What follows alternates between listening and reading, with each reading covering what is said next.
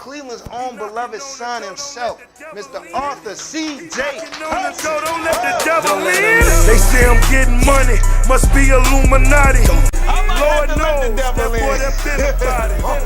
Lord knows that boy that catch a body. You know what I'm saying? If the devil look anything like that, I might, she can knock. You know? I might let the devil in. I'm sorry, Rick Ross. I might have to let the devil in. What's up, CJ Hudson? What's up? Now you big? How you big? Man. Back, Next Door Nympho, man. Hold up. You come with some real intriguing book titles, man, and books, period. First book that I got a word to is brother Cheddar Boys. You know what that mean? Cheddar Boys? Get money. We on to some new stuff right now, though. Sure. Next Door Nympho. That says a lot. How many of us actually knew any nymphos?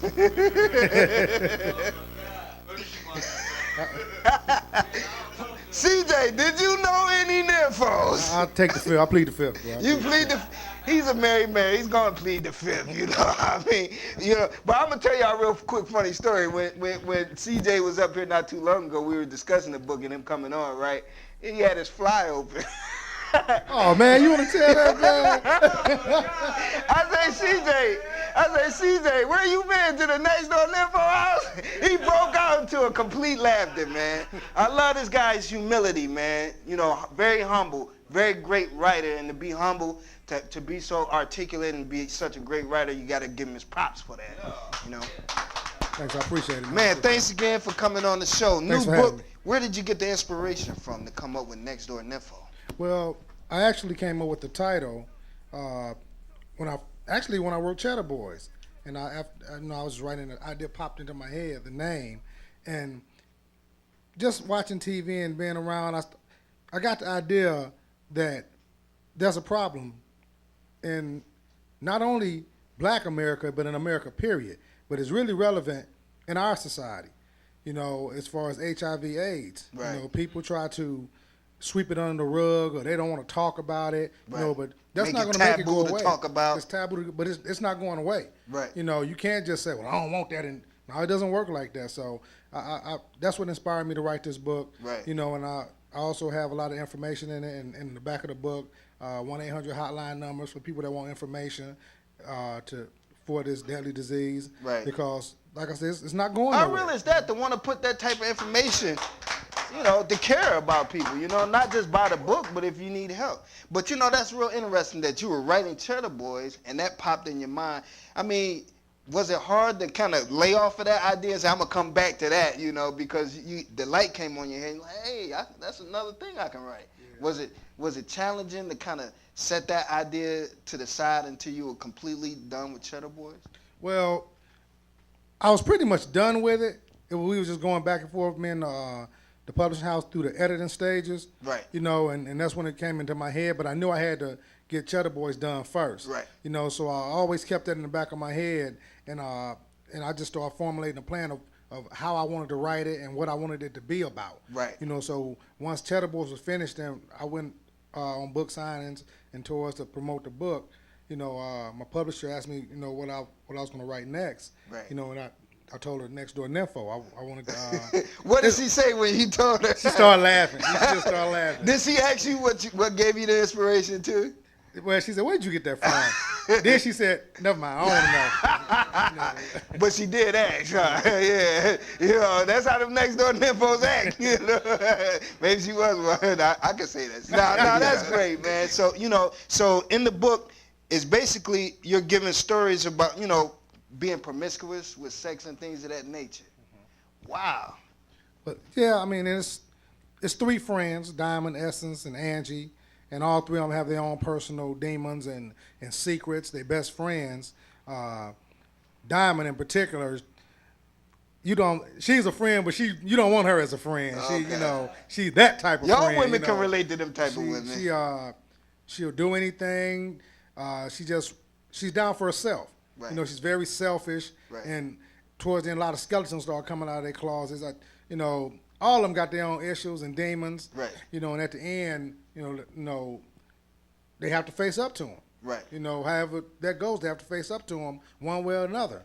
and it really hits home for one of the. I'm not gonna say which one, Right. but it really hits Now, home. did for you one have of the to three. seek out a woman's opinion to get their frame of mind in order to help fill in the blanks for the book? You didn't have to do that. No.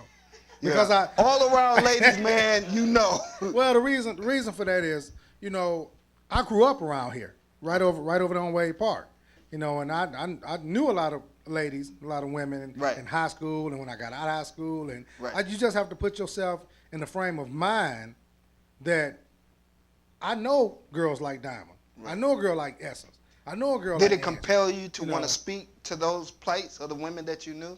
Did their situations compel you to want to be a voice for them and to speak and write a book about it? Yeah, in a way, because you look around you in our neighborhood, and people might say it, maybe joking, half joking, but they really don't want to talk about it. Right. They really don't want it to come out.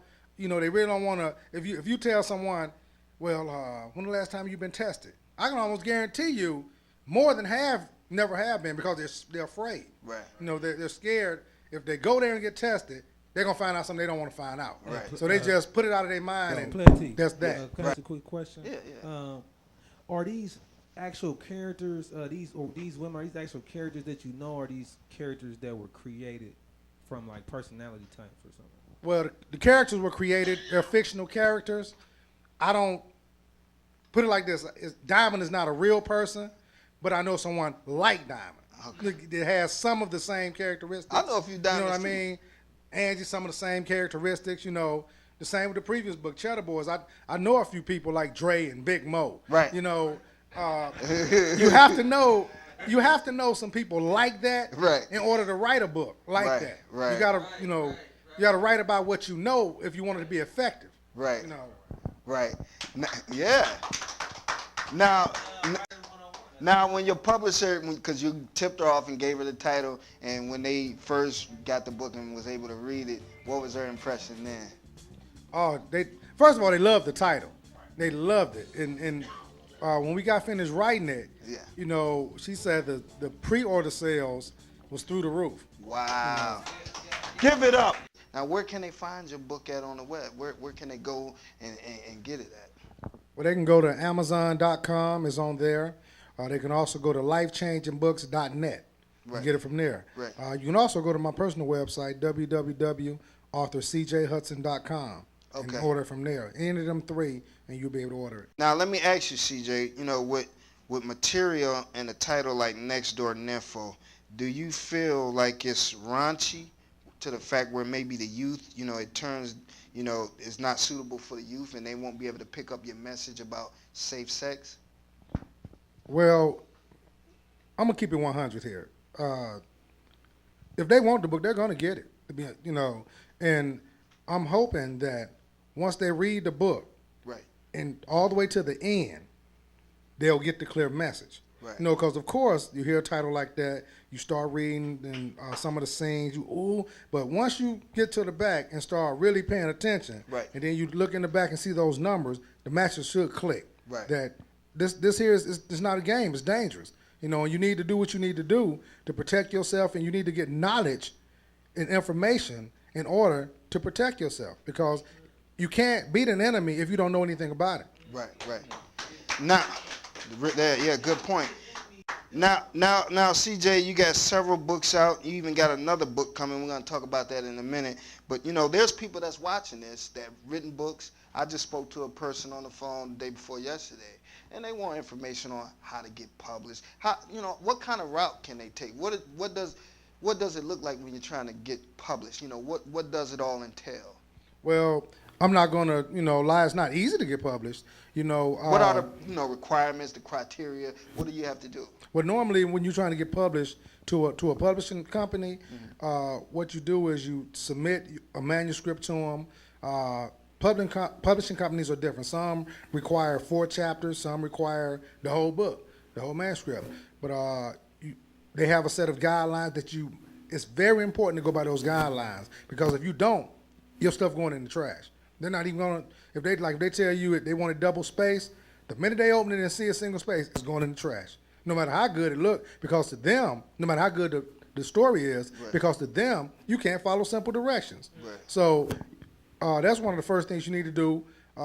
What I did is I went to bookstores, Borders, and I looked on the inside of books and on the back of books, Right. and for publishing houses' websites to see who was accepting manuscripts. Okay. I would email them and find out that way. Right. A couple of authors, I emailed them and asked them, hey, I'm an aspiring author from Cleveland. I'm looking for a chance, and one of them got back to me, and he steered me towards life-changing books. And I sent her a manuscript. That was that. Now let's be candid and honest. What are some of the reviews sounding like?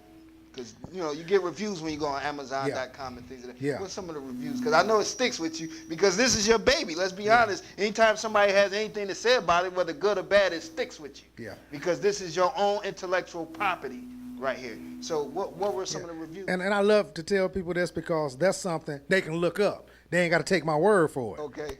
Next Door Nympho to date has 39 reviews. 35 of them are 5-star. 3 of them are 4 stars. Wow. Give it up. Give it up.